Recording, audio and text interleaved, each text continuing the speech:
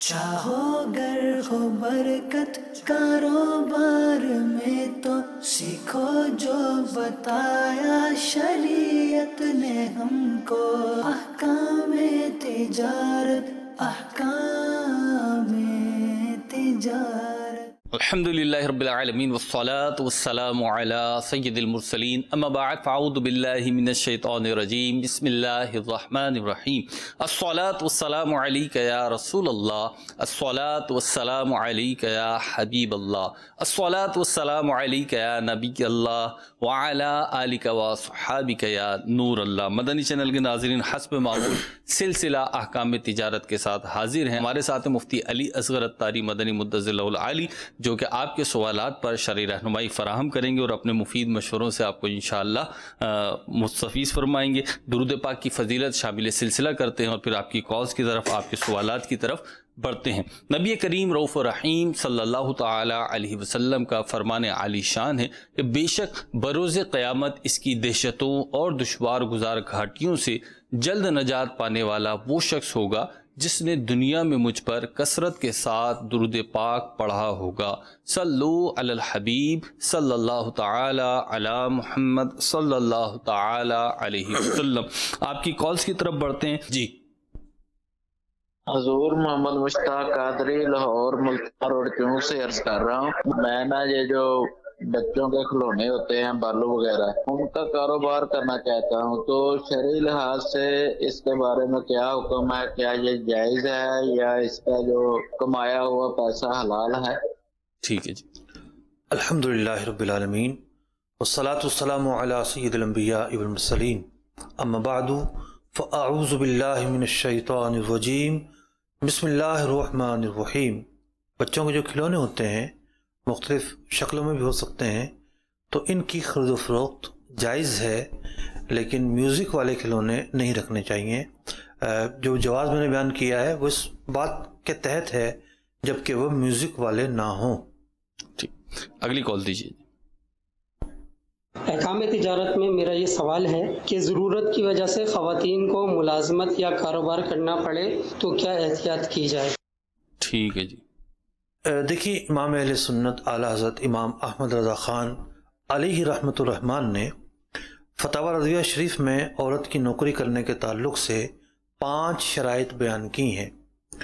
پہلی شرط تو یہ ہے کہ وہ اپنا ستر چھپائے ہوئے ہو۔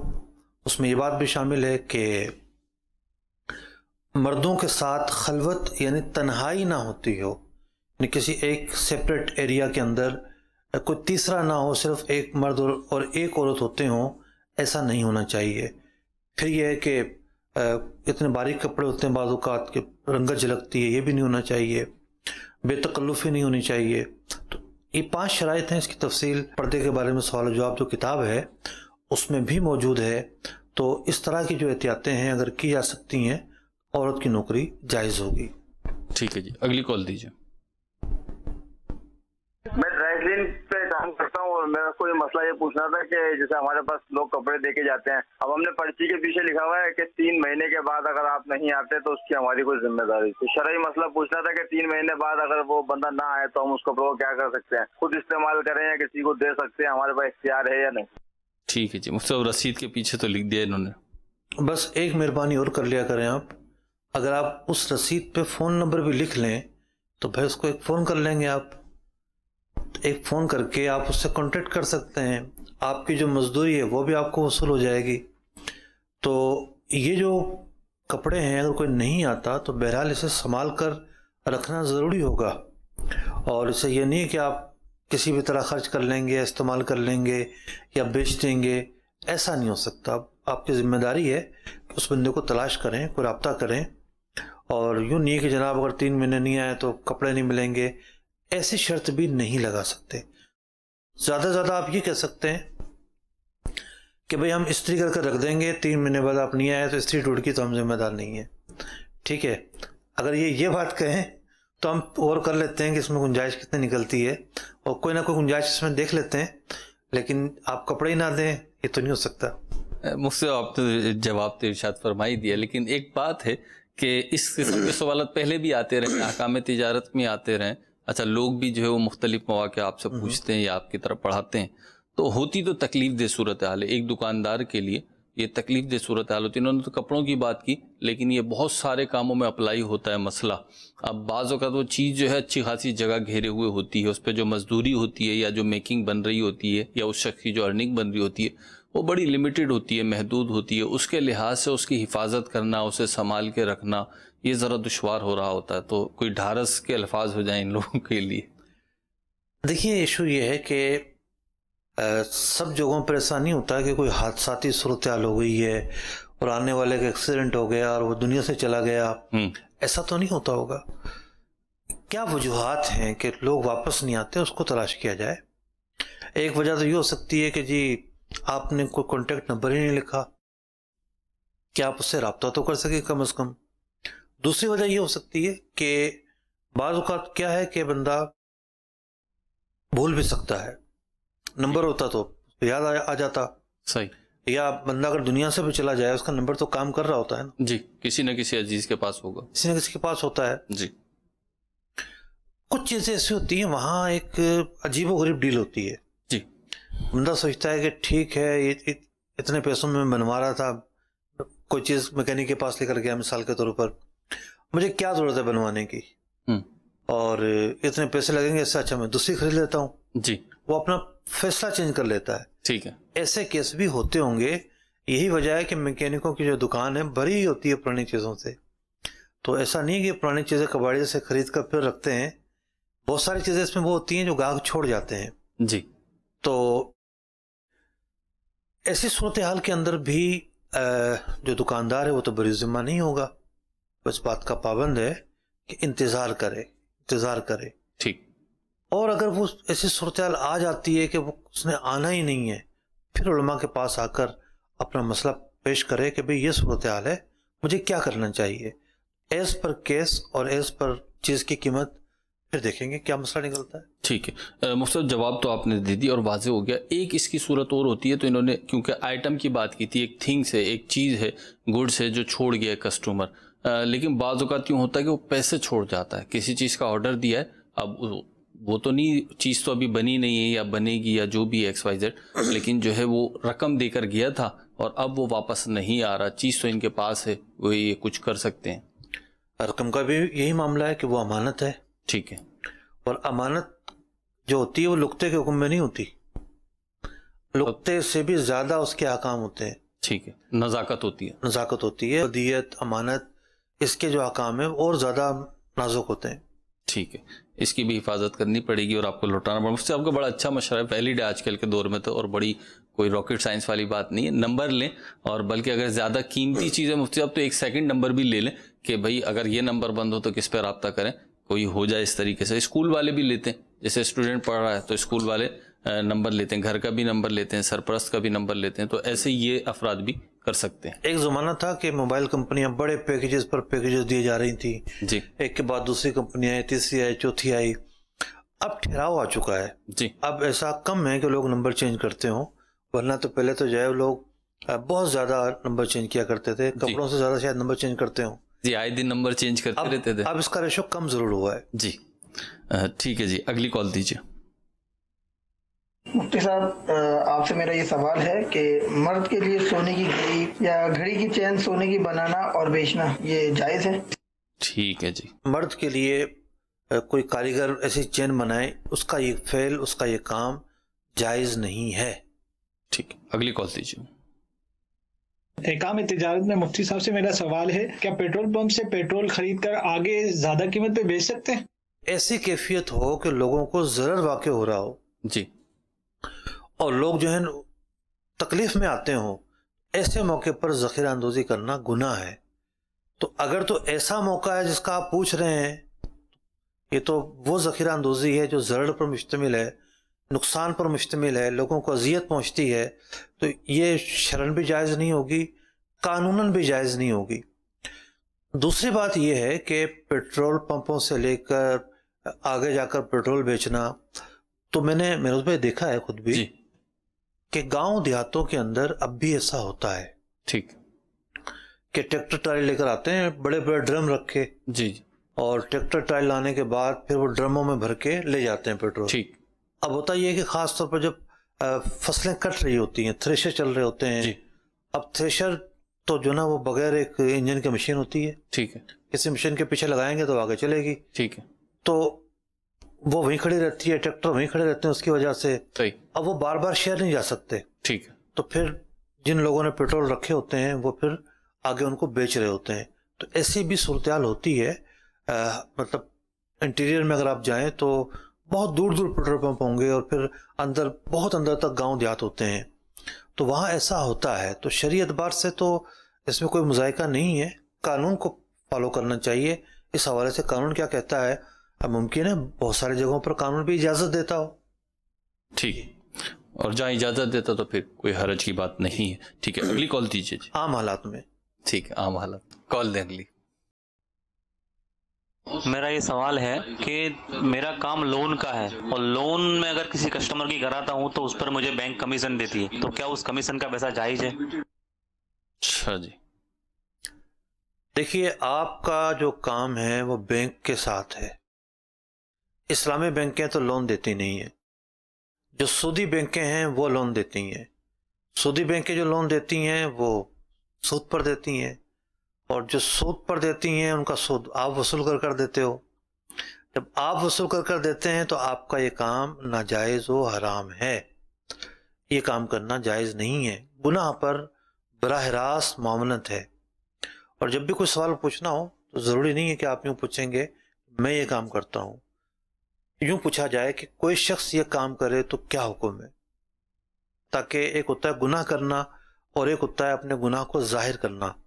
گناہ کو ظاہر کرنا بھی بہت ساری صورتوں میں گناہ ہوتا ہے. سوال پوچھتے وقت کسی عالم یا مفتی کے پاس گناہ ظاہر کرنے کی اجازت ہے، لیکن چونکہ یہ اوپن فورم ہے، پرائیویسی نہیں ہوتی، تو اس لیے اس طرح پوچھا جائے کہ اگر کوئی اس طرح کام کرے کیا حکم ہے. ٹھیک ہے. مفتی اب ان دونوں ہی باتوں پر توبہ بھی کی جائے. ٹھیک. مفتی جو آپ نے جواب ارشاد فرمایا کہ سود وصول کر کے دیتا ہے جو بھی یا لون کی رقم، تو اگر کوئی وصولی پر تو معمور نہیں ہے، یعنی وہ جو کام کرتا ہے اس میں وصول کرنا تو شامل نہیں ہے، لیکن وہ جو کانٹریکٹ کرواتا ہے، معاہدہ کرواتا ہے، بینک کو اس پارٹی سے ملواتا ہے، یا جو بھی اس کے قانونی تقاضے ہوتے ہیں وہ پورے کرواتا ہے، کیا وہ بھی گناہ گار؟ معاہدہ سود پر جو بھی براہ راست معاون و مددگار بنے گا وہ اس جرم میں شامل کہلائے گا، وہ بھی گناہ گار ہوگا. ٹھیک. اگلی کال دیجیے. سر سوال یہ ہے کہ میں جاب کرتا ہوں ہاسپٹل میں ایز اے کمپیوٹر آپریٹر. وہاں پہ میرے پاس نیٹ ہوتا ہے فری میں اور فکس ہے، اس کا جو بل ہے وہ فکس ہے. میں اپنے سسٹم پہ استعمال کر رہا ہوتا ہوں، گورنمنٹ کا کام بھی کر رہا ہوتا ہوں، لیکن پھر میں خود اپنے ذاتی استعمال کے لیے بھی اس میں اپنے سسٹم میں ویڈیوز دیکھنا شروع کر دیتا ہوں، موبائل سے بھی کنیکٹ کر لیتا ہوں. تو اس کے بارے میں مہربانی فرمائیں شرعی رہنمائی. ٹھیک ہے جی. Government job. دیکھیے دو باتیں یہاں پر. پہلی بات جو زیادہ اہم ہے وہ یہ ہے کہ ڈیوٹی کے اوقات میں آپ کام کو فوکس کریں، یہ ضروری ہے.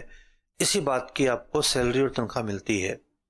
جب آپ کام کو فوکس کرنے کے بجائے انٹرنیٹ میں گھس جائیں گے تو پھر کام تو دھرا رہ جائے گا اور بڑا غصہ آ رہا ہوتا ہے بعض اوقات. ٹھیک ہے نا، بندے لائن لگا کر کھڑے ہیں اور صاحب جو ہے نا وہ موبائل پر مصروف ہیں. ٹھیک ہے. مختلف اداروں کاؤنٹر کے اندر بہت ساری جگہوں پہ میں نے دیکھا ہے وہ جناب موبائل پر مصروف ہیں. لوگ بیچارے ایسی کتنی ویڈیوز آئی ہیں جی، خاص طور پر ہاسپٹل سے آئی ہیں، جس میں دکھایا گیا، لوگوں نے دکھایا کہ جناب دیکھیں لوگ دھکے کھا رہے ہیں اور یہاں یہ کام ہو رہا ہے. تو ڈیوٹی کے دوران اس طرح کی سرگرمیاں تو درست ہے ہی نہیں. پہلی بات تو یہ ہے. اور دوسری بات یہ ہے کہ جو ڈیٹا یوزز ہے، ظاہر بات ہے جو پیکیجز ہیں وہ کم بھی تو کیے جا سکتے ہیں. اگر آپ کا استعمال کم ہے وہاں کا تو ڈیٹا کم ایم بی کا لیا جا سکتا ہے. گورنمنٹ کی طرف سے جو پیسہ جا رہا ہے وہ بھی کم خرچ ہوگا. تو یہ نہیں کہ جناب اگر ڈیٹا اتنا ہے تو کرتے رہو یوز. تو اگر کم کیا جا سکتا ہے تو کم کیا جائے تاکہ وہاں پیسہ کم خرچ ہو. ٹھیک. اگلی کال دیجیے. میرا مفتی صاحب کی بارگاہ میں عرض ہے کہ میں نا سنیاروں کا کام کرتا ہوں، کاریگر. تو اور اس میں یعنی کہ میں مردانہ انگوٹھیاں وغیرہ یہ بھی چیزیں بناتا ہوں. تو کیا اس میں میرے لیے کیا حکم ہے؟ اور دوسرا سوال یہ تھا کہ سونے کے کام کی مزدوری سونے کے اندر سے لینا جائز ہے یا نہیں جائز؟ دیکھیے جن چیزوں کا استعمال جائز نہیں ہے ان چیزوں کی پروڈکشن بھی جائز نہیں ہوتی. جن چیزوں کا استعمال جائز ہے ان کی پروڈکشن بھی جائز ہے. یہ ایک موٹا سا اصول ہے، ہمیشہ اسے کو فالو کرنا چاہیے. تو مردانہ انگوٹھیاں جو ہیں وہ بھی ظاہر بات ہے مرد نہیں پہن سکتے، وہ انگوٹھیاں بھی نہ بنائی جائیں. اب تھوڑی سی آزمائش ضرور ہوگی کہ جو آپ کا دکاندار ہے وہ پریشر ڈالے گا، یا ٹھیکیدار بیچ میں ہوگا وہ پریشر ڈالے گا کہ جناب سب بنا رہے ہیں، ساری دنیا بنا رہی ہے، تم آسمان سے آئے ہو، تم یوں ہو، تم فلاں ہو. لیکن ظاہر بات ہے آپ نے کس طرح زندگی گزارنی ہے اس کے اصول بنانے کا آپ کو حق حاصل ہے. کیا کام آپ کو کرنا ہے، کیا نہیں کرنا، یہ آپ کے بنیادی رائٹس میں شامل ہے. تو جو گناہوں والے معاملات ہیں ان سے آپ بچیں اور کہیں کہ بھئی یہ میں نہیں بناؤں گا. اب آپ کا جو دوسرا سوال ہے کہ سونے کی مزدوری، کام کی مزدوری سونے میں حاصل کرنا، سوال تو بڑے آپ سمپل انداز میں کر گئے، لیکن دنیا یہ بڑی وسیع ہے. اگر تو اتنا ہی ہو کہ آپ کا کام ہے سونا بنانا، میکنگ، نہ آپ خریدتے ہیں نہ آپ بیچتے ہیں، تو بھئی پہلے زمانے میں تو کاغذی کرنسی تھی ہی نہیں. پہلے زمانے میں سونے کے سکے ہوتے تھے، دینار انہیں کہتے تھے، چاندی کے سکے ہوتے تھے انہیں درہم کہتے تھے. تو محنت، مزدوری، اجرت، خرید و فروخت انہی سکوں کے بدلے ہوتی تھی. کسی کو مزدور رکھتے تھے تو چاندی کا سکہ دیتے تھے یا سونے کا سکہ دیتے تھے. ایک چیز ہے مزدوری. مزدوری سونے میں اگر دی جائے، چاندی میں دی جائے، کاغذی کرنسی میں دی جائے، یہ جائز ہے، اس کا معاملہ اور ہے. اور ایک چیز وہ ہے جو سنار کرتے ہیں، وہ جدا گانا معاملہ ہے. کہ میرز بھائی سنار کیا کرتے ہیں؟ اسی میں سے ویسٹیج لیتے ہیں، ویسٹیج کے نام پر لیتے ہیں، وہ میکنگ ہی ہوتی ہے. نہیں جی، کارخانہ دار اور سناروں کا جو معاملہ ہوتا ہے جی، کہ کارخانہ دار جو ہے انہوں نے سونا دے دیا، جی، اب وہ کیا کرتے ہیں؟ سونا دیا زیورات بنانے کے لیے، بالفر 100 گرام سونا دیا زیورات بنانے کے لیے، اور زیورات بنے 90 گرام کے. تو اب ان کی جو اجرت ہوتی ہے وہ دو طرح ہوتی ہے مارکیٹ میں. ایک تو رقم طے ہوتی ہے کہ جی تولے پہ یا گرام پہ اتنی رقم لیں گے، اور پلس یہ کہ یعنی رتی میں لیتے ہیں. وہ تو ہمارے یہاں عرف جو ہے پاکستان میں وہ رتی کا ہے کہ ایک رتی یا دو رتی، ایک تولے میں 96 رتی ہوتی ہیں. تو آپ اس کو سمجھ لیں، پرسنٹ میں سمجھ لیں تو 1% یا 2% جو بھی وزن ہوگا تیار زیورات کا اس کا لیں گے. مختلف ہوتا ہے، 1%، 2% نوعیت پہ بات. جو سونا ہوتا ہے وہ دکاندار کا ہوتا ہے، جی، دکاندار کی پراپرٹی ہوتی ہے، جی، وہ کارخانہ دار کو دیتا ہے، جی، اور کارخانہ دار اس سے اجرت جو ہے وہ سونے میں لیتا ہے. جی. کبھی ایسا بھی ہوتا ہے کہ کارخانہ دار ہی کا سونا ہے، دکاندار نے آرڈر دے دیا ہے اور اس نے کہا کہ سونا بھی نہیں ہے، بعد میں لے لینا، اب بناؤ. تو بعض مضبوط کارخانہ دار ہوتے ہیں تو وہ اپنے سونے سے بنا لیتے ہیں. بعض اوقات، اکثر اوقات مکس ہوتا ہے کہ بالفر 100 گرام کے بنوانے ہیں تو 50 گرام سونا دکاندار نے دے دیا، 50، 150 گرام جو ہے وہ ملائے گا کارخانہ دار. اگر کارخانہ دار سونا ملا رہا ہے وہ واپس کیسے لے گا؟ وہ دے گا نا سونا، جب زیورات دے گا وہ اسے، تو 50 گرام دکاندار نے پہلے دے دیا تھا، بالفر 100 گرام کے ہیں تو 50 گرام اب دے گا وہ. اب دے گا. یہ جائز نہیں ہے. ٹھیک ہے. یعنی سونا اگر دکاندار نے بنوانا ہے، کاریگر کو دینا ہے، کارخانہ دار کو دینا ہے، اپنا سونا دے وہ. ٹھیک ہے، پورا دے.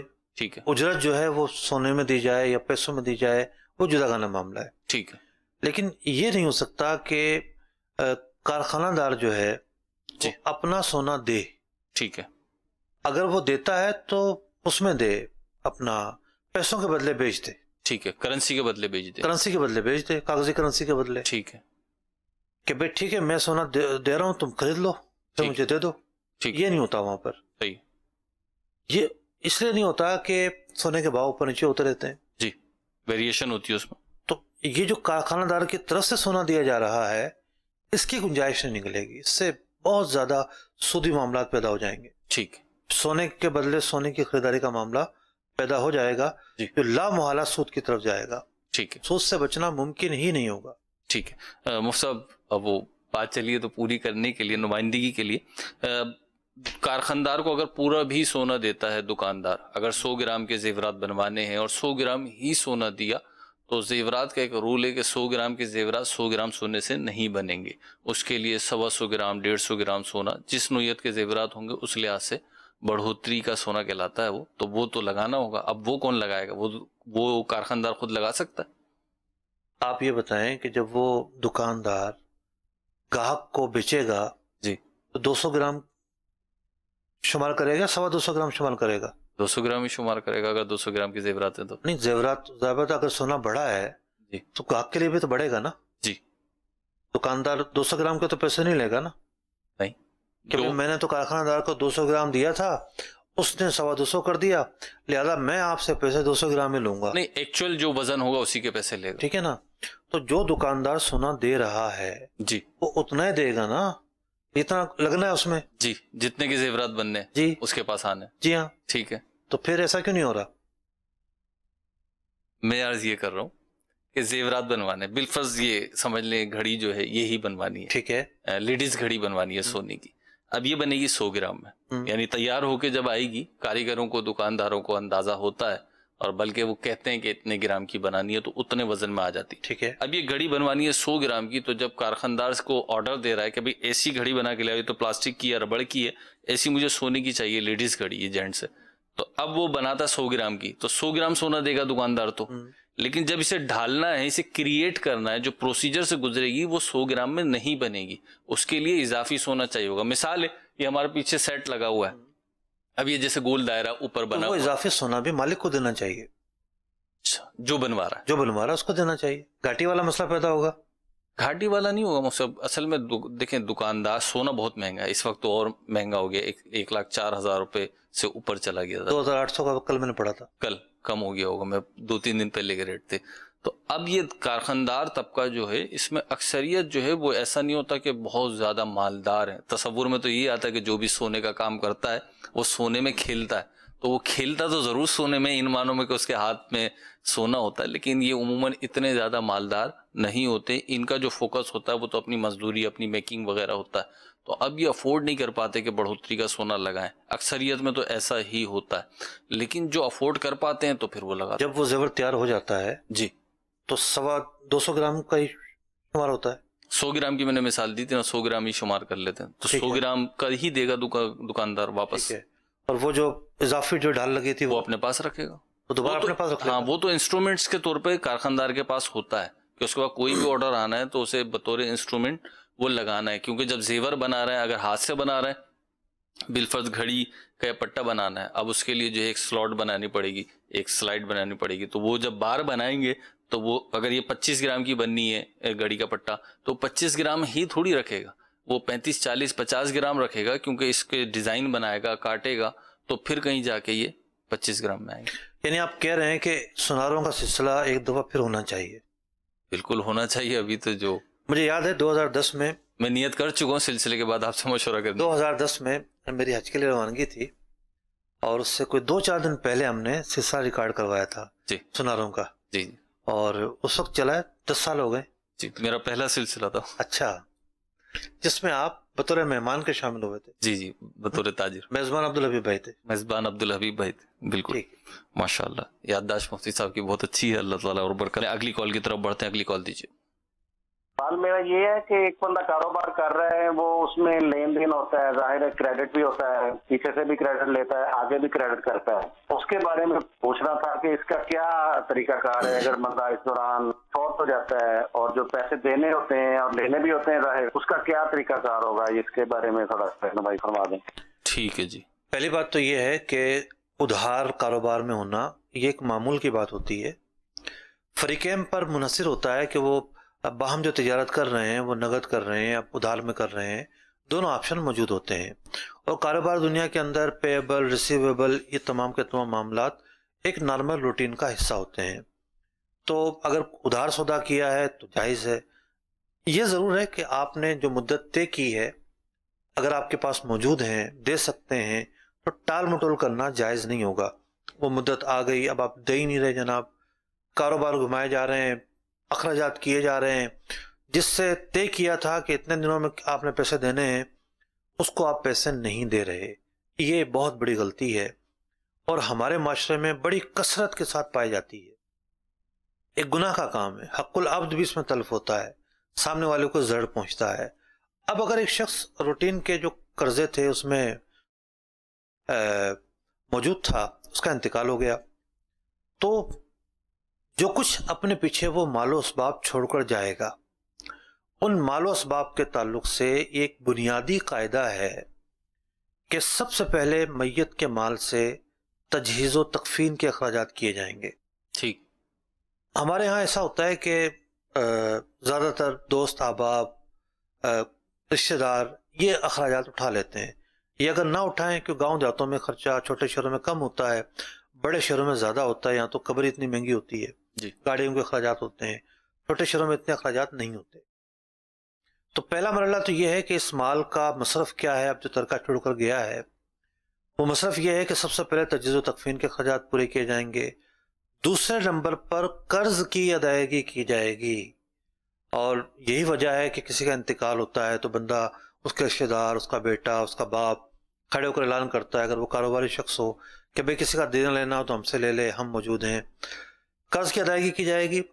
تیسرا مرحلہ یہ ہوگا کہ اگر اس نے جائز وصیت کر رکھی تھی، کیونکہ وصیت جو ہوتی ہیں، ہر وصیت ایسی نہیں ہوتی کہ اس پر عمل کیا جائے. جائز وصیت اگر تھی تو 1/3 مال کے اندر، 1/3 مال کے اندر اس کو پورا کیا جائے گا.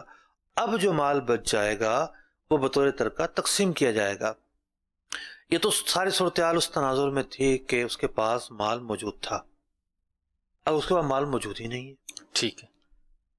مطلب اس کے پاس تھوڑا سا سرمایہ تھا اور ادھار لے لے کے کام کر رہا تھا. صحیح. تو پہلی بات تو یہ ہوگی کہ بھئی ایسا تو نہیں ہے کہ بالکل ہی مال نہ ہو. جو بھی جمع پونجی، سامان ومان اکٹھا کر کے پورا کرنے کی کوشش کریں گے. بالفرض ہے ہی نہیں مال. اب اس کے اوپر جو بوجھ ہے، اس کے رشتہ داروں کی ذمہ داری بنتی ہے اس کے اس بوجھ کو ہلکا کریں. میت پر ایک جو وزن ہے، امید کی جا سکتی ہے اللہ تعالیٰ سے کہ جب کوئی اور اس کی طرف سے ادائیگی کر دے تو اس کا جو بوجھ ہے وہ ٹل جائے اور وہ اسے عافیت نصیب ہو جائے. مصطفیٰ بھائی کہ اس میں سوال ہے، اور وہ یوں ہے کہ سننے میں تو بڑا عجیب سا معلوم ہوتا ہے کہ ایسا کیسے ہوتا ہوگا، لیکن بہرحال دنیا ہے تو ایسا بھی ہو جاتا ہے. جیسے آپ نے فرمایا کہ کسی کے انتقال کے بعد بالعموم ہم نے بھی دیکھا سنا یہی ہے، تجہیز و تکفین میں گئے، قبرستان میں گئے تو ہم نے سنا ہے. بالخصوص تدفین کے بعد ہمارے کراچی میں تو یہ تقریباً دیکھا ہے کہ ان کے گھر کا کوئی فرد جو ہے وہ اعلان کر دیتا ہے یہی کہ کسی کا دینا لینا نکلتا ہو تو وہ ہم سے رابطہ کر لے، ہم ذمہ دار ہیں، ہم دیں گے. اب یہ تو ایک نارمل روٹین ہے اور جس کا بنتا ہے وہ لے گا، جس کا نکلتا ہے وہ دے گا. لیکن اس میں ایسے بھی کیس سامنے آئے ہیں، سننے میں آئے ہیں کہ لوگ آ گئے دعویٰ کرنے کہ جناب ہم نے اتنے ادھار دیے ہوئے تھے یا فلاں وقت دیے تھے اور یہ دو. اب وہاں پہ جو ہے نا ایک تنازع کی صورت پیدا ہوتی ہے، ایک اختلاف رائے پیدا ہوتا ہے، کیونکہ وارثوں کو ایسا لگ رہا ہوتا ہے یا جس نے شخص نے اعلان کیا اس کو اپنے حالات دیکھ. چلو میں دوسری طرف آ جاتا ہوں آپ کی بات کو آگے بڑھاتے ہوئے. جی. آج کل جس کثرت کے ساتھ اموات ہو رہی ہیں، جی، صرف بوڑھے ہی دنیا سے نہیں جا رہے، جوان بھی جا رہے ہیں، ادھیڑ عمر کے بھی جا رہے ہیں. بطور خاص ایک موقع ہے، بہت ساری صورتوں میں وصیت کرنا واجب ہے. وصیت کی بہت ساری صورتیں ہیں، مستحب درجے بھی ہیں اور واجب درجے بھی ہیں. واجب وصیت کب ہوتی ہے؟ جب آپ کا کوئی لین دین ہو اور آپ کے اوپر پیبل چیزیں ہوں، آپ نے لوگوں کی چیزیں دینی ہوں، وہ آپ نے عاریت کے طور پر لی ہوں، کسی اور طور پر لی ہوں، کتاب پڑھنے کے لیے لی تھی، کسی کو نہیں پتا کہ جناب یہ آپ کی ہے کسی اور کی ہے، آپ نے کوئی سودا کیا تھا، اس کی آپ نے پیمنٹ دینی ہے. تو جو لین دین نکلتا ہے، خاص طور پر جو آپ پر نکلتا ہے، آپ اس کو نوٹ کر لیں، گواہوں کے سامنے بتا دیں، اپنے بچوں کو بتا دیں، فیملی کو بتا دیں، کہیں لکھ کر رکھ دیں. یہ وہ درجہ ہے کہ جہاں وصیت کرنا واجب ہے.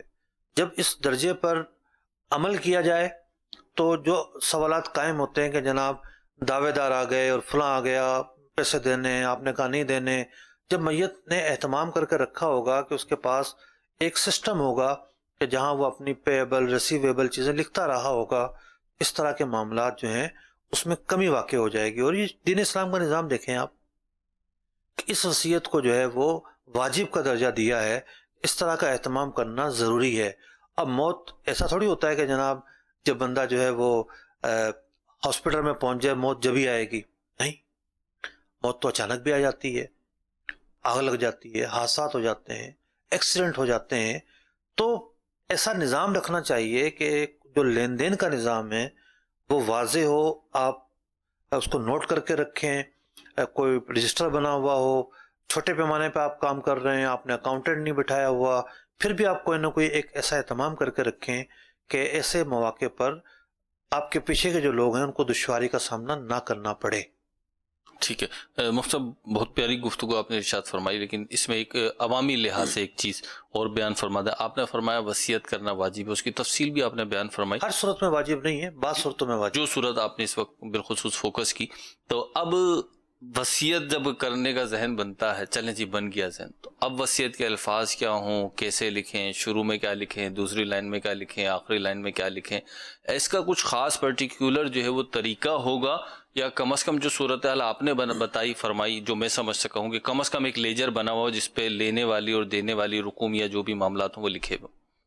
دیکھیے جو میں نے باتیں بیان کی ہیں اس کے لیے تو کوئی فارمیٹ نپاتولہ نہیں ہے کہ آپ اسی کو فالو کریں گے، ٹھیک ہے، کیونکہ اس میں تو آپ اپنے پیبلز لکھ رہے ہیں، جی ریسیویبل لکھ رہے ہیں کہ جناب فلاں سے میں نے لینا ہے، فلاں کو دینا ہے، یہ تو آپ اپنے ریٹرن کے مطابق بآسانی لکھ سکتے ہیں، جی۔ لیکن ایک ہوتی ہے دوسرے انداز کی وصیت جس کو مستحب بھی کہا گیا ہے کہ بندہ جو ہے اپنی مرضی سے، اپنی خوشی سے، نیکی کے طور پر اللہ کے راستے میں کچھ نکالنا چاہتا ہے یا کسی کو گفٹ کرنا چاہتا ہے، مطلب گفٹ ایک دنیاوی اعتبار سے ہم کہہ رہے ہیں، ورنہ تو وصیت تو گفٹ نہیں ہوتی، ایک الگ ایک عقد ہے، الگ ایک ڈیل ہے۔ اب وہ کہہ دیتا ہے جی یہ چیز فلاں کو دینی ہے میں نے، ٹھیک، یہ وصیت نہیں ہے، صحیح، یہ چیز فلاں کو ملے یہ بھی وصیت نہیں ہے، ٹھیک، اس کے پھر 90 تولے الفاظ ہیں کہ جناب میرے مرنے کے بعد یہ چیز فلاں کو ملے۔ اچھا پھر فلاں کو ملنے میں بھی آپ کو یہ معلوم ہونا چاہیے کہ وارثوں کے لیے وصیت نہیں ہوتی، جن کو آپ کے مرنے کے بعد ترکے سے حصہ میراث کے طور پر، وراثت کے طور پر ملنا ہے، ان کے لیے وصیت نہیں ہوتی۔ جیسے بیوی بچے، ہاں آپ کے کسی بیٹے کا انتقال ہو گیا ہے اور بیٹے بھی ہیں، اس کی جو فیملی ہے مرحوم بیٹے کی، اس کو کچھ نہیں ملے گا آپ کے انتقال پر، اس کے لیے آپ وصیت کر جائیں۔ آپ اللہ کے راہ میں خرچ کرنا چاہتے ہیں، اللہ کے راہ میں دینا چاہتے ہیں۔ پچھلے دنوں میں نے ایک کیس ڈیل کیا اور بڑی خوشی ہوئی کہ مرنے والے نے اہتمام کر رکھا تھا، مطلب اپنے بچوں کو، بھائیوں کو بٹھا کر یہ بول رکھا تھا کہ جی میرا 1/3 جو مال و اسباب ہے وہ اللہ کی راہ میں دیا جائے، سبحان اللہ، اور وہ کئی کروڑوں پر مشتمل تھا، ماشاءاللہ، لیکن اس کا ایک ذہن تھا کہ میں دنیا سے چلا جاؤں گا، صحیح، میں نے بہت کچھ چھوڑا ہے اپنے بچوں کے لیے، اپنے بیٹوں کے لیے، اپنی اولاد کے لیے، بہت کچھ ہے، جی، کچھ میں وہ چھوڑ کر جاؤں جو میرے مرنے کے بعد میرے کام آئے، ٹھیک، میرے جو ہے وہ لیے صدقہ جاریہ کا سامان بنے، میرے لیے نیکی کا سامان بنے، مجھے اس سے ثواب پہنچتا رہے، اس بات کا انہوں نے اہتمام کیا، اور اب جب وہ استعمال ہوگا تو یقینی طور پر انہیں فائدہ پہنچے گا۔ سبحان اللہ، یہ بھی ایک صورت ہوتی ہے۔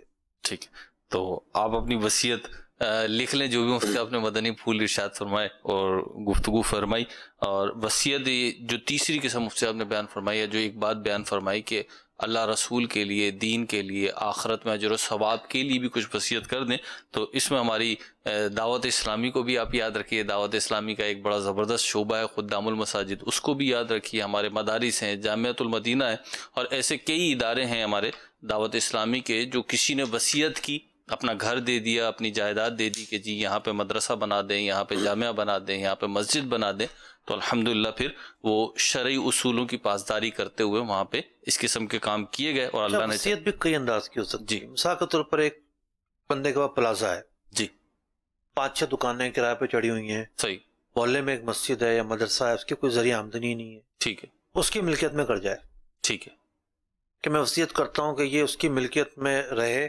اس کی آمدنی وہاں صرف ہوتے رہے۔ ٹھیک، اب دیکھیے جب تک وہ مسجد مدرسہ موجود رہے گا یہ دکانیں کرائے پہ چلتی رہیں گی، اور اس کا جو ہے وہ کرایہ وہاں جاتا رہے گا، ٹھیک، اور وہاں ایک جو ہے نا وہ سرکل جو ہے وہ چلتا رہے گا۔ بہت سارے انداز، سائیکل نہیں رکے گا، بہت سارے انداز ہو سکتے ہیں۔ ٹھیک ہے، کوئی جگہ جو ہے نا وہ اس پر مسجد بننے کی وصیت ہو جائے، بہت ساری چیزیں ہو سکتی ہیں، اس کے اندر ایک بڑا وسیع موضوع ہے۔ ٹھیک ہے جی، مفتی صاحب نے مدنی پھول دیے، اور اس میں کیونکہ وصیت کرنے کا ارشاد فرمایا، ایک تو واجب وصیت فرمائی، پھر مستحب، اور اس کے مختلف کیفیات بیان فرمائی ہیں۔ میں آپ کو ایک مشورہ یہ بھی دوں گا کہ آپ جب وصیت کرنے لگے ہیں، یعنی کمپلیٹ اپنے مال کی وصیت کرنے لگیں، تو دارالفتاء اہل سنت سے یا کسی مستند سنی عالم اور مفتی سے رہنمائی لے لیں، یا وہ جس کی طرف آپ کو ریفر کریں وہاں سے رہنمائی لے لیں، تو انشاءاللہ اس کی جو پیچیدگیاں ہیں، جو اس کی ایک پرابلمز کریٹ ہو سکتی ہیں بعض لا علمی کی وجہ سے، اس سے آپ محفوظ رہیں گے۔ اگلی کال شامل سلسلہ کرتے ہیں۔ اس سے ایک سوال ہے میرے پاس، اب میں چاہ رہا ہوں کہ وصیت پر اچھی خاصی گفتگو ہو گئی ہے تو اب کال کی طرف ہی بڑھ جائیں۔ جی ہاں بالکل، ایسا ہی کرنا چاہیے آپ کو۔ جی کال کی طرف بڑھ رہا، جی کال دیجیے۔ میرا مفتی صاحب سے یہ سوال ہے، میں فیکٹریوں سے مال اٹھاتا ہوں تو ایک بندہ ہے جس سے میں مال خریدتا ہوں، وہ نا مالک نے منشی رکھا ہوا ہے اپنی فیکٹری میں، تو اس لیے وہ میرے ساتھ ریڈ کرتا ہے، میں اس سے چیز لیتا ہوں اپنا 55 روپے کلو، تو وہ مالکوں کو پیسے دیتا ہے 35 روپے کلو کے۔ وہ ایسے مالکوں کے ساتھ بے ایمانی کرتا ہے، تو میں اسے کاروبار کروں گا تو اس کی وجہ سے وہ تو گناہ اٹھاتا ہی ہے، مجھے بھی گناہ ہوتا ہوگا اس سے کاروبار کرنے سے۔ میرا مفتی صاحب سے یہ سوال ہے، مجھے جواب دے دیں۔ ٹھیک ہے جی، مفتی صاحب سے جواب لیتے ہیں آپ کے سوال کا۔ جی مفتی صاحب، پہلی بات تو یہ کہ آپ کو کیسے پتا چلا کہ جی مالکوں کو 35 روپے کے ریٹ دیتا ہے؟ ٹھیک ہے، ٹھیک ہے نا، سنی سنائی بات ہے کہ واقعی ایسی بات ہے، شواہدات سے ثابت ہے، شرعی شہادت موجود ہے، تو ہم یہ کہیں گے کہ یہ آدمی جو ہے نا وہ دھوکہ دے رہا ہے اور آپ اس کے ساتھ ڈیل کریں گے، آپ بھی جو ہے نا وہ دھوکہ دہی میں شامل ہوں گے۔ تو پہلے تو اس بات کو یقینی ہے یا نہیں، اس بات پر غور کر لیا جائے۔ اگر یقینی ہے تو پھر ایسے آدمی سے ڈیل نہیں کرنی چاہیے، اور ہو سکتا ہے تو مالکوں کو بھی بتانا چاہیے کہ جی یہ تو یوں کر رہا ہے، 55 اور کہاں اور 35 کہاں، اچھا خاصا فرق ہے، جی ٹھیک ٹھاک ڈفرینس ہے، چور بازاری ہے تو بالکل صحیح۔ اگلی کال دیجیے۔ میرا سوال مفتی صاحب سے ہے کہ مفتی صاحب کیا گٹکا بنانا اور بیچنا جائز ہے یا نہیں، اور اگر جائز ہے، عام طور پر آج کل جو حکومت یا پھر پولیس والے ایسا کرتے ہیں کہ اس کے یہ کام چلانے کے لیے قانون تو ناجائز ہے اور اس کا شریعت کا حکم ہمیں نہیں معلوم، تو ویسے اگر وہ ہم سے رشوت لے اور ہم ان کو رشوت دے کر ہم اپنے یہ کام چلائیں تو کہ جائز ہوگا یا ناجائز، رہنمائی فرما دیں۔ یہ جو رشوت ہے یہ ملکی قانون سے بچنے کے لیے ہے، جو جائز ملکی قانون ہے، درست ملکی قانون ہے، اس سے بچنے کے لیے ہے، یہ کسی صورت میں جائز نہیں ہو سکتی۔ اس قانون کی پاسداری کرنا آپ پر ویسے ہی ضروری ہے۔ اب رہی بات یہ کہ بھئی گٹکا بنانا کیسا، بھائی آپ اس کی اجزاء مجھے بتا دیں تو میں حکم بتا دیتا ہوں کہ آپ اس کے اندر کیا کیا چیزیں ڈالتے ہیں۔ یہاں تک باتیں سنی سنائی ہیں جی، صرف کوئی حکم کیسے بیان کر سکتے ہیں کہ خون بھی ڈالا جاتا ہے اس کے اندر، کیا کیا چیزیں ڈالی جاتی ہے اس کے اندر، اجزاء ترکیبے کے ساتھ آپ آ جائیے گا تو ہم بتائیں گے کہ جناب شرعی اعتبار سے کیا حکم ہے۔ لیکن اتنا ضرور ہے کہ بڑی سخت پابندی ہے، چھاپے پڑتے ہیں اور پکڑ دکڑ ہوتی ہے، اور ملک کے اندر کینسر کے جو کیسز سامنے آ رہے ہیں، گٹکا اس کے اندر ایک بہت بڑا محرک ہے۔ یعنی جو منہ کے کینسر کے کیسز سامنے آئے ہیں تو گٹکے کی وجہ سے آئے ہیں۔ ہماری مسجد کے نمازی تھے صف اول کے، بخاری مسجد کے صف اول کے نمازی، اور پہلی صف شاید انہوں نے کبھی ترک کی ہو، پابند، اتنے پابند، کچھ عرصہ ہوا نظر نہیں آئے، کہاں ہے کہاں نہیں، توجہ بھی نہیں گئی۔ پتہ چلا کہ جناب صاحب فراش ہیں، پتہ چلنے بالکل آخر میں پتہ چلا، وہ اپنا ٹریٹمنٹ تو کرواتے رہے ہوں گے، ٹھیک، اور ایک دن خبر آئی کہ انتقال کر گئے۔ بس زخم ہوا کوئی، انہوں نے اگنور کیا اور وہ ناسور بنا، اور اس کی وجہ سے ان کا انتقال ہو گیا۔ اللہ تعالیٰ ان کی مغفرت فرمائے، آمین۔ تو یہ بہت بری چیز ہے، بہت بری چیز ہے۔ آپ بھی ایسا کاروبار نہ کریں، نہ جانے کتنے لوگوں کی آہیں لگتی ہوں گی آپ کو، کتنے لوگ بددعائیں دیتے ہوں گے آپ کو کہ آپ لوگوں کی وجہ سے جو ہے وہ ان کا جوان چلا گیا، ان کا بیٹا چلا گیا، ان کا شوہر چلا گیا۔ مت کریں ایسا کام۔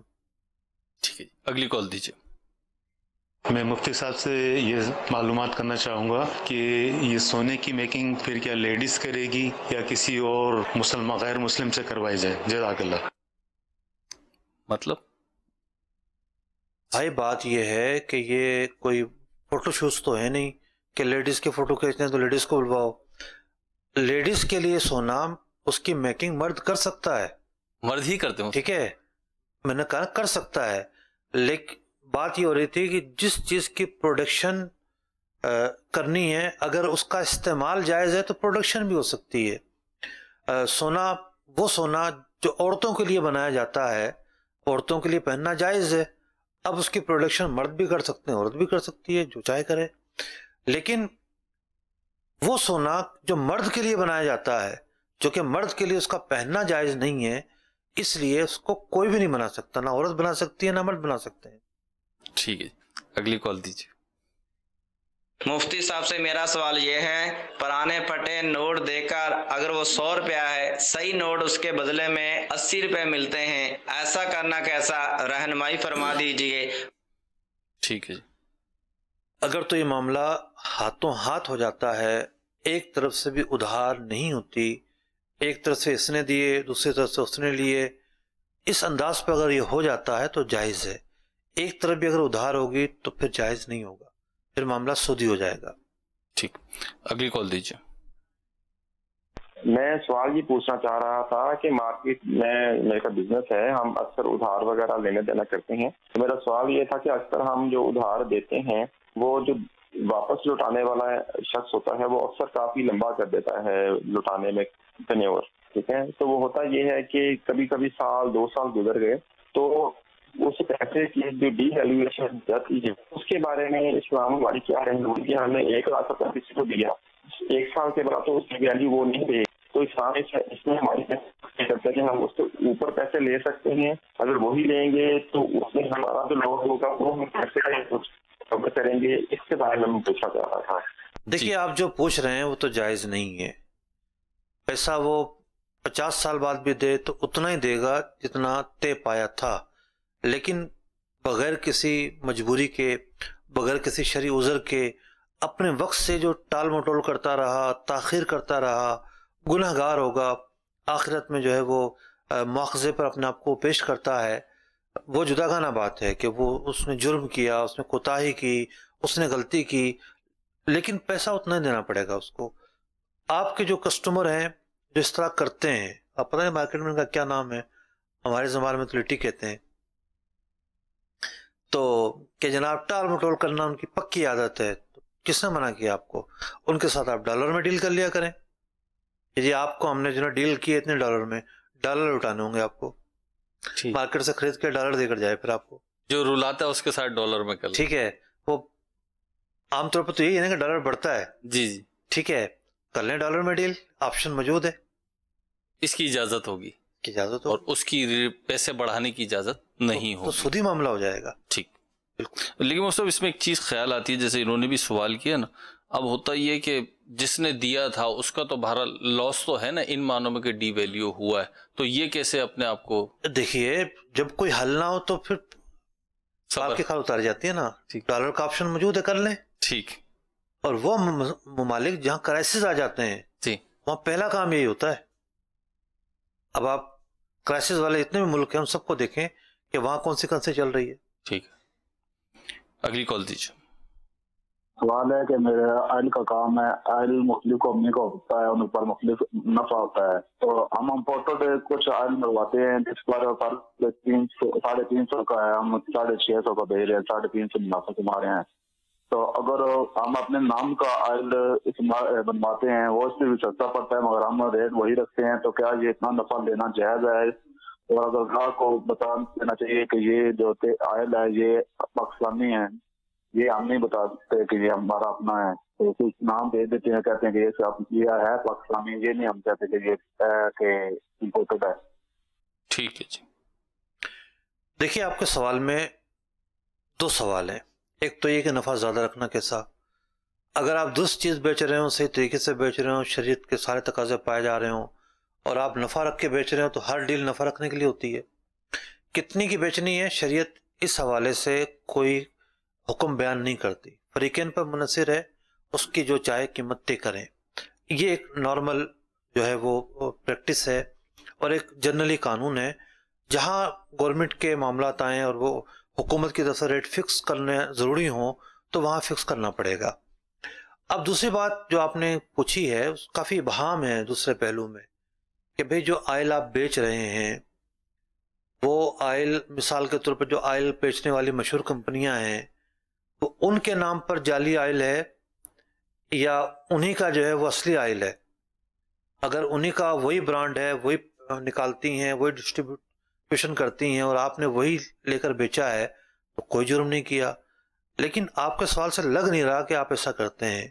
یا تو آپ یہ کہنا چاہ رہے ہیں کہ ہم اپنا نام رکھتے ہیں، ان کمپنیوں کا نام نہیں رکھتے جو مشہور کمپنیاں ہیں. جی اپنا ہی رکھتے ہیں، ان کا نام نہیں رکھتے، آپ اپنی کمپنی کا نام ایک آپ نے رکھ لیا تو ٹھیک ہے. آپ نے وہ دھوکہ دہی تو نہیں کی کہ جو اور لوگ کرتے ہیں کہ جناب مشہور کمپنی کے نام پہ اپنا آئل ڈال دیا. اب دوسری بات یہ ہے کہ یہاں کوئی غلطی مزید آپ سے ہو تو نہیں رہی.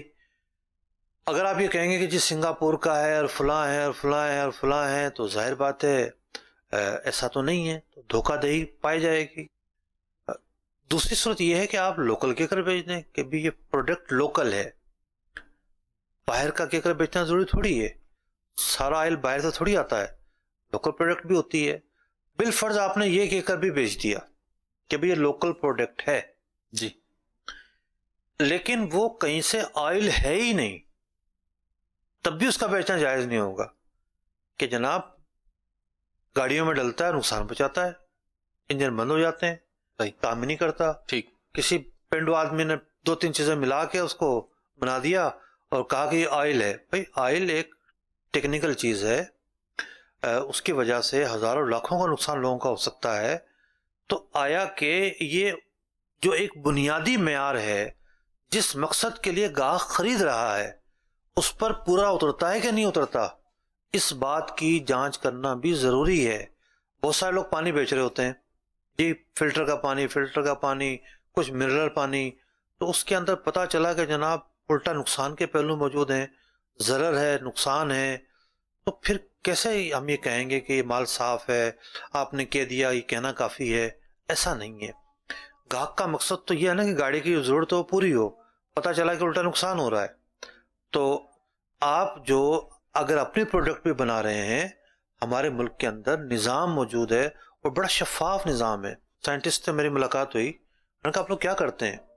کہنے کہ جی ہمارا یہ کام ہے، ہماری جو فیلڈ ہے وہ ایک الگ فیلڈ تھی ان کی، کہ پورے ملک کے اندر کوئی بھی کمپنی، فیکٹری، مل، اس نے ایک مشینری منگوائی ہے بیرون ملک سے اور وہ پرابلم کر دیتی ہے، ٹھیک ہے، وہ ہمیں بھیجے، ہم اس کی پرابلم حل کر دیتے ہیں. ٹھیک. اب وہ مشین کے لیے جو ہے نا وہ فرانس سے یا جرمنی سے تو کاریگر منگوائے گا نہیں. صحیح. تو میں نے کہا کہ پھر آپ کے چارجز کے کیا اصول و ضوابط ہوتے ہیں؟ کام تو کم بھی ہو سکتا ہے، زیادہ بھی ہو سکتا ہے. کہہ لیں گے ہم وزٹ کرتے ہیں، وزٹ کے چارجز ہوتے ہیں، پھر ہم دیکھتے ہیں کام کیا ہے، کتنا ہے. بعض چیزوں میں ہم اسی کو ڈیل کر دیتے ہیں، بعض چیزوں میں ہمیں وقت چاہیے ہوتا ہے. ٹھیک. ایک پورا سیکشن موجود ہے. صحیح. ایک گورنمنٹ کا ادارہ ہے. اسی طریقے سے کوالٹی اینڈ کنٹرول کا بھی ایک ادارہ ہے. اس طرح کے جو پروڈکٹس ہیں اس کو بیچنے کے لیے میں سمجھتا ہوں کہ قانونی تقاضا پورا کرنا ہوتا ہے کہ اگر آپ کے پاس لائسنس ہے، اگر آپ کے پروڈکٹ ویریفائی ہے، تب آپ اس کو بیچ سکتے ہیں. اس کے علاوہ تو آپ کو بیچنے کی اجازت ملے گی نہیں. اگر آپ صحیح چیز بنا رہے ہیں تو آپ سرٹیفکیٹ لے لیں وہاں سے، اس کے بعد پھر آپ اس طرح کی چیزیں بیچیں. ممکن ہے کوئی کمی ہو آپ کے اندر پروڈکٹ کے اندر، اس کو درست کر لیں، اچھی بات ہے. تو سرٹیفکیٹ لگا ہوگا آپ کی چیز اور بھی زیادہ بکے گی. ٹھیک. مدنی چینل کے ناظرین، ہمارے سلسلے کا وہ ختم ہوا. مدنی چینل دیکھتے رہیے. صلو علی الحبیب صلی اللہ تعالی علی محمد صلی اللہ تعالی علیہ وسلم. رزق حلال دے ہمیں، برکت دے حفاظت، کونین میں نفع ہو عطا ایسی تجارت.